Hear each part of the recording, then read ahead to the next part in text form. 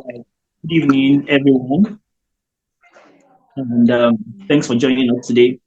My name is Peter James, and you're welcome Hi, to this George. webinar. Today's webinar is on the joint Japan slope slash World Bank Graduate Scholarship, and we have a scholar in the house who has won this scholarship, and he will be guiding us on the process today. All right. I I'm going to introduce the scholar, and I believe he will do most of the introduction. His name is Emmanuel Sylvanus George, and he is a graduate student in the Hiller School for Social Policy and Management at Brandeis University. So he will be taking us on everything we need to know regarding this scholarship today. All right. So I will allow him come now, and he will do proper introduction, and then he's going to take us through this process. The truth is that for some of us, we don't know anything about this scholarship, and he's going to take us step by step application process and guide us through everything we need to know about the scholarship today. All right. Sir Emmanuel Sylvanus George, scholar, you're welcome. Please, over to you, sir. Thank you, my brother. Greetings to you, and I'm so glad to be part of this discussion. It's a way of giving back to the motherland, like to the continent. And originally, I'm from Sierra Leone in West Africa, and I had my undergrad a bachelor's degree in sociology with distinction in research, and I also hold a master's degree in sociology from my country, and I'm an alumnus of the Community Solutions Fellowship, and I was in the US back in 2022 in Washington, D.C. as a Community Solutions Fellow. And like James really said, yeah, I am a graduate student of the Heller School of Public Policy and Management at Brandeis University here in Massachusetts, Boston. Um, Also, yeah, I always mention this. I'm an ardent volunteer of Aquins. I mean, it's a kind of cultural exchange program online. I mean, you are not paid, but you get to make networks, etc. It's a pleasure to be here. I'm passionate to actually give back of applying to scholarships because I graduated back in 2015 at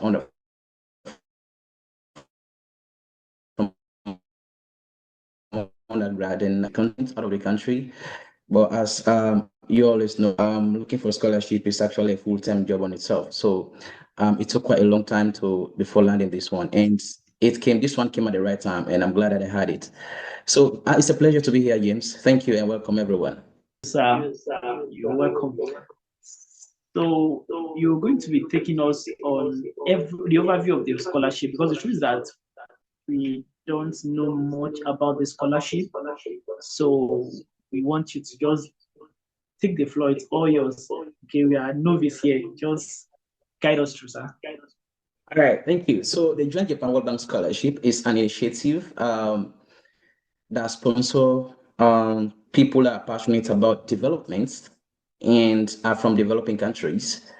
They sponsor you for a master's degree in an advanced country in Australia, United States of America, and Japan. Right, and with a kind of caveat that after your training you have to go back to your country that you gain from this opportunity. So, what is funded? I will take you guys one after the other.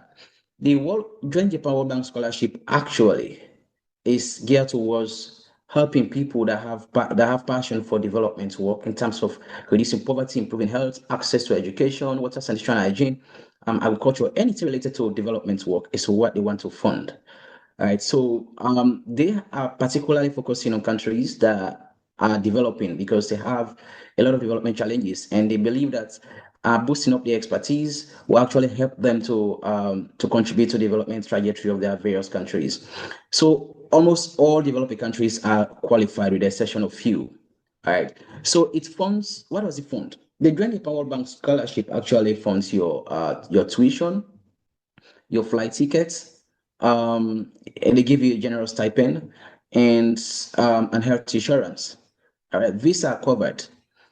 And I'm sure the stipend they give you will be enough to take care of your lodging wherever you are. I mean, you'll be able to stay and comfortably carry on with your studies. All right. So these are the things that are funded. Okay. So where is it administered? I just mentioned previously that the scholarship is administered at various universities across Australia and the US, United States of America, and Japan. Okay. In the United States, we have a lot of schools. I mean, if I can share my screen, so just let you know so that you see what I'm saying.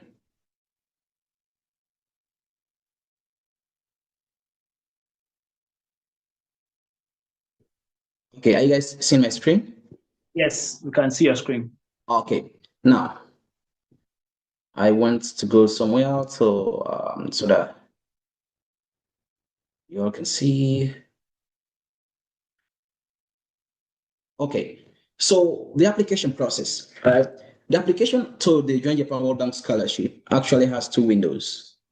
The very first window is what is open right now, and we are going to see what it entails. Okay, so each window has universities and programs that open at that time. And there are some programs that are not open at the first window, but they will get opened in the second window. So for window one, the application period starts from January 13th to February 28th. So currently, it's actually closed, right? So it starts at 13th to February 28th. I was just looking at one of the university's websites, University of Essex in the UK. Their portal is closed. And like you're saying, the one will open from January 13th to February 28th, 2025, until closes at 12 noon Eastern time. So what are the schools that will be offering programs at this particular window? Number one is Columbia University School of International Public Affairs. So each window has the school, the program that the World Bank will be sponsoring, and what are the things, what are the programs that the World Bank will be sponsoring. For window one, you have Columbia University, Johns Hopkins University, Kitts Royal Tropical Institute, this is in Netherlands, the University of California, Berkeley in the US, the University of Tsukuba, this is in Japan. Then William College Center for Economic Development, this should be in the United States. Then Yale University, this in the United States. So each window has programs, universities opening their programs, right, at a certain point in time. And during this window, when it's open, you can apply to these programs. But it's suffice to know that every window has their own kind of guidelines. But the university itself have particular guidelines related to what programs you have to apply to. All right. For instance, I am currently in the US studying at Brandeis University, but I did not apply directly to the World Bank. I had to apply to the university first and got admitted. Then they nominated me for the scholarship. Then World Bank got on to me to say, we want this from you. You need to send this document. Okay. Then I had to write additional essay. Okay. And an additional kind of recommendation letter from where I was working. Please, let me note here. You are not qualified to apply to the Joint Japan World Bank Scholarship if you are just a recent graduate. If you have graduated, you are not qualified because you must have 3 years development related experience. Okay, so you must have worked 3 years in development related work for at least 3 years. Again, they only sponsor masters to a maximum of 2 years. They will not sponsor a PhD, neither a bachelor's degree. And again, we'll come to the selection criteria very soon. But this is for the first window. And what are the participating programs? If you are still seeing my screen, every university has different programs, not only programs that are offered there that World Bank is willing to sponsor. Like Australia National University in Australia has 4 programs. Brandeis, this is where I'm studying. I am currently studying this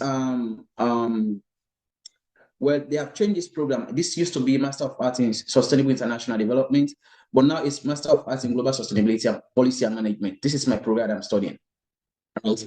I encourage people to apply to this school because Brandeis University actually has generous kind of scholarships. They gave me 70% scholarship tuition, and World Bank also gave me, in fact, 100% scholarship tuition. So and I'm still 100% covered. All right. Then Columbia University has their own kind of programs. Erasmus University of Rotterdam, this is in the Netherlands.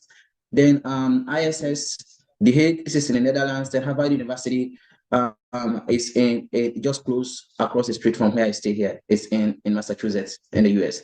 Then this is in Netherlands. So basically, they only do not sponsor programs in Australia, in the UK, in the United States of America, or Japan, but they also sponsor programs in the Netherlands. All right. Just a minute. Let me just connect my charger to the laptop. So, what criteria? What is the selection criteria? I want to, before I go to the selection criteria, let me first go to the second window. When does it open, and what are the programs that are included?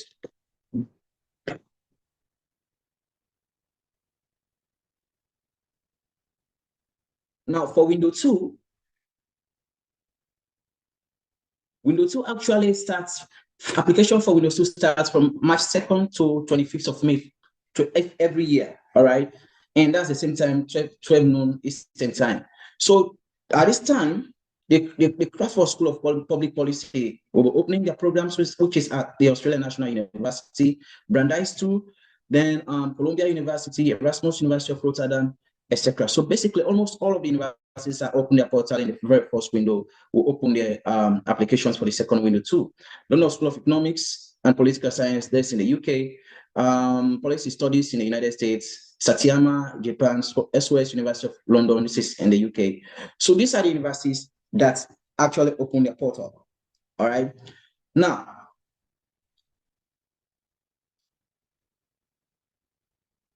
let me go to the selection criteria. When it comes to scholarship, guys, people think that scholarship is something that you can just grab by the window, all right? But just like any other thing that is good, you have to prepare for it. You have to first and foremost know whether you are qualified for this particular opportunity before you can turn in papers for it. Because some of us did a lot of mistakes. Like when I wanted to travel, I was just applying to all scholarships that were available, which was giving me a hell of time. Right. So you have to tailor your interests around what scholarship you want, what country you want to go, what program you want to study. Okay, then are you qualified for this particular scholarship? Again, is this scholarship fully funded? Because you don't want to come in another man's land and start suffering, start to pick pittance on the street to survive, right? It's all good if you are ready mentally to withstand that, but you don't need that. It will disturb your performance, your academic performance, and even, So you have to know what program you need to apply to and what is the selection criteria. Then if it is fully funded, what is funded and what is not funded? Because I have a lot of questions coming in. A lot of people ask me. I just had some were asking me what is the selection criteria? Is it fully funded? How can I do this? And again, I am sharing some important notes here, but I will not be able to go into 100% details. The reason is you also have to do your own work, okay? How to do the work is to go to the scholarship website, always look for what are the selection criteria, what does the scholarship covers, and what they are not considering in terms of selection, okay? So now, I just told you about what the scholarship offers. Now, what is it that they do not offer?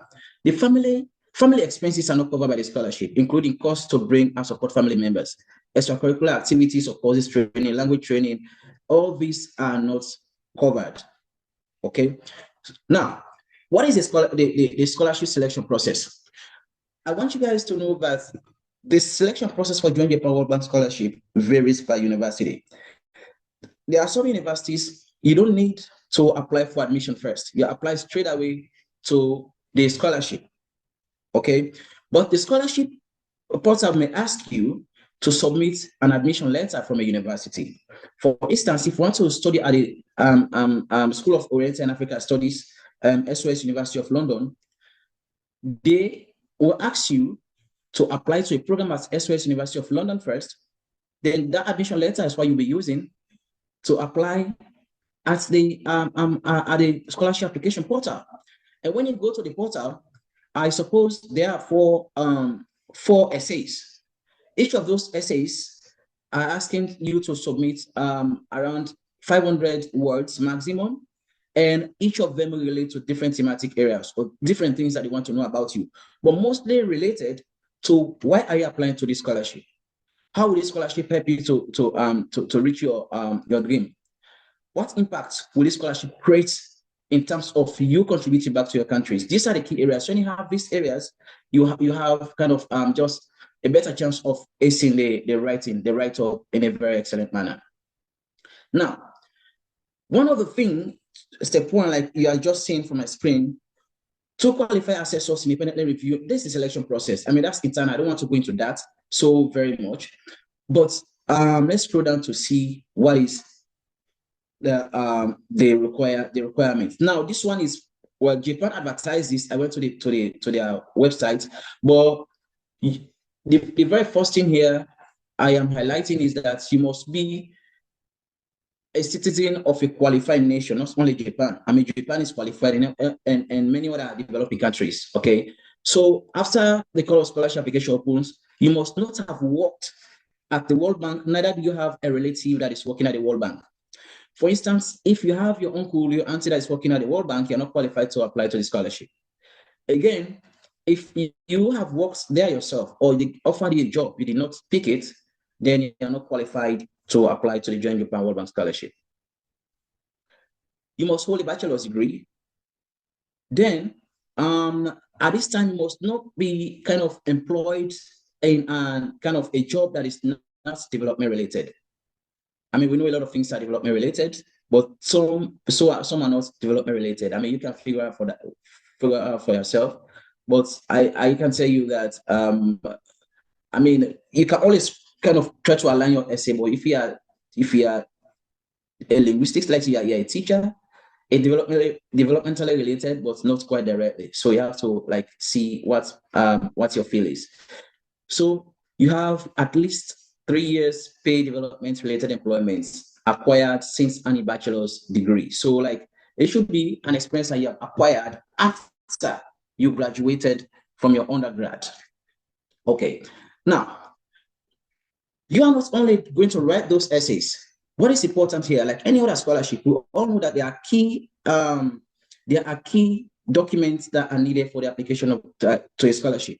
One of them is your transcript, your undergraduate transcript or master's transcript, depending on the program you're applying to. Secondly, your bachelor's degree, I mean the original certificate. The third one is recommendation letters, and Joint Japan World Bank Scholarship actually asks for 2 recommendation letters. And this, they don't care about academics. It must come from places that you have worked, I mean for the past 3 years, or you are currently working. It could be your immediate boss on an overall boss in the organization that you're working for, or an organization that you've worked for previously. All right. Then, what I think is it? I'm seeing George Goba answers all. Don't worry. If you have a question, you can ask later on. And what are the other documents that are required? Okay, the essay is quite very important. For instance, when you're applying to this school that I'm studying, Brandeis University, you're not going to write all the 4 essays because the school has to nominate you. You're not going to directly apply to it. After nomination, they will tell you what to do. But when you're applying to the university for admission, there is an additional essay of 250 words.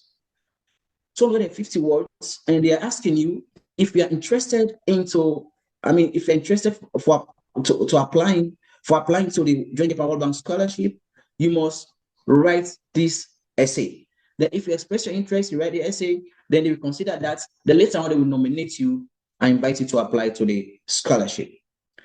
So after applying, the World Bank, of course, you have a better chance. When once university nominates you, you have a better chance of getting the scholarship because they are saying, this is our guy, we trust him, we believe he has all it takes to be granted the scholarship. So you have a better chance. Okay. Then These two professional recommenders should not be like from academic background, not necessarily be from academic background, but they must be people like that can attest to your professional work. You know, not your academic. Your transcript will always work for speak to that. Your bachelor's degree will always speak to that, you know, etc. But again, before I forget, one key document that Joint Power Bank Scholarship needs is the CV, your curriculum vitae. And there is a difference between curriculum vitae and a resume. But these two, you can use either of the two. Okay. I mean, whilst the CV is actually more detailed, it includes more of academic and some other skills. Your resume actually is just putting emphasis on your work experiences. And because it's a scholarship and they are looking out for work experiences as well as your academic background, I strongly recommend that you use your CV. So CV is another kind of strong document that is needed for the application to this scholarship. Okay. This completed form. Now, this completed application form is where you have to write your essays. I didn't write these essays, but I can tell you I once applied to Achieving Scholarship, and there's one technique that I will share with you. If we are going to apply to other schools that is not Brandeis University, that do not nominate you, that ask you directly to apply to the scholarship, then you have to write these essays. And these essays, one of the techniques, and this is the strongest technique that I've used in my previous essays. I have had a lot of admissions. I got scholarship again in Ireland, which I turned down. I used the STAR method. And the STAR method in writing the essay is always the situation, task, action, and result. Okay. I will give an example. For instance, a community A is struggling with problem of open defecation, right? Open defecation is a problem in this particular community, in this particular village. That is the situation. Okay. And this open defecation is leading to what? To spread of diarrhea disease. That's the situation. So what is your task? Your task there has to be reduction of open defecation and raising awareness on the importance of hand washing or taking sanitation and hygiene measures to keep the community clean and for an improved hygiene system that will actually reduce the prevalence of diarrhea. That's the action. Okay. And that's the task. So what did you do? You mobilize community members to construct latrines. Okay. And you did a house-to-house awareness on what? On open defecation and the importance of hand washing. Okay. Then what result did that bring out? It brought out reduction in open defecation and improvement in household sanitation and hygiene, which eventually led to a reduction of diarrhea disease. So if they ask you, why are you applying to this scholarship, for instance, make sure you tell them your previous experience, growing up, for instance, then what you experienced, then what do you want to change? What is the prevalent situation and what do you want to change? And after you working on this with the skill that you've acquired, how is that going to help you out create a change? How is that going to bring that change in the community you're finding yourself? So that's the common STAR technique. All right. So each of these essays ask you to supply different details, but all are going to gel into one particular structure. That has to be situation, task, action, and result. Good.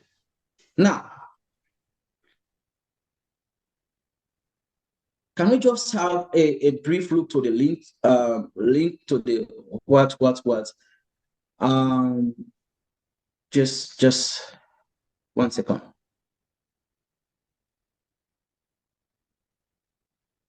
All right.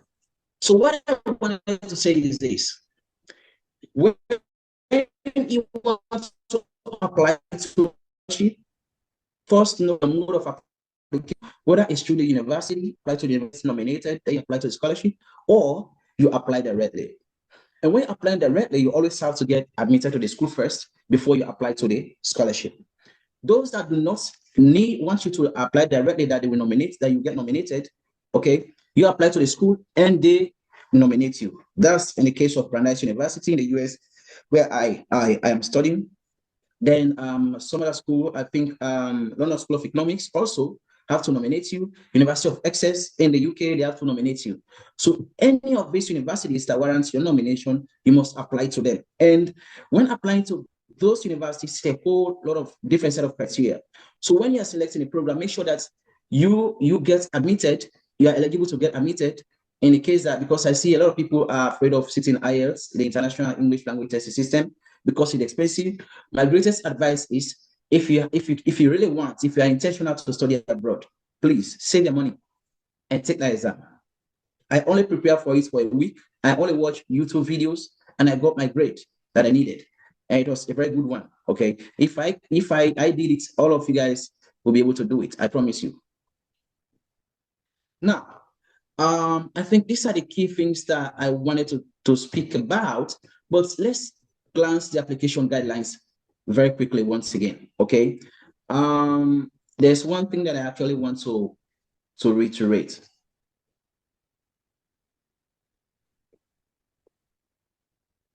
Okay, you see this last one? This one is one of the things that have been disturbing a lot of people.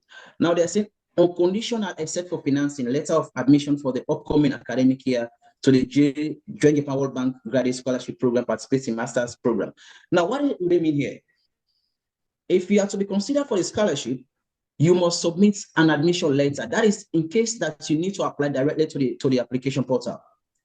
The application portal is where you go to answer the question for those essays, okay?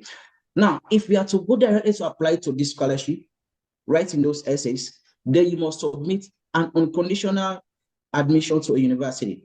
That is, what is this unconditional admission letter? It is an admission letter that tells you that you have been admitted to this program without any condition whatsoever. Whether, I mean, you should, because such universities that require IELTS, you must submit your IELTS before ever you've got 100% admission chance. There are some that will say you must deposit before we can give you an unconditional offer. So they are saying, if this university is asking for all this, you must fulfill all these criteria before you can apply to this. It means before you can get the unconditional offer that you'll be using to upload to the scholarship application portal. Does that make sense? Okay. Now, after this being said, I'm wondering if you guys have any question. One thing that I also want to add is the very fact that I'm not going to exhaust all aspects of the scholarship. When you go to the scholarship, there's one thing they call the scholarship website. There's one thing they call frequently asked questions, FAQs. All the questions that you want, all the questions that you have, well, most of the questions that you may have in your head are there answered already. So I encourage each one of you to go there, okay? Make sure you read line after line and understand that very well, because this is an opportunity that you don't want to miss. I mean, it's a prestigious scholarship, all right? It's a prestigious scholarship. Once you get it, I can assure you that your life is not going to be the same again. All right. Thank you very much, sir. Thank you for this well explained. And like I said, we are very, very new to this scholarship. So we have lots and lots of questions. But I want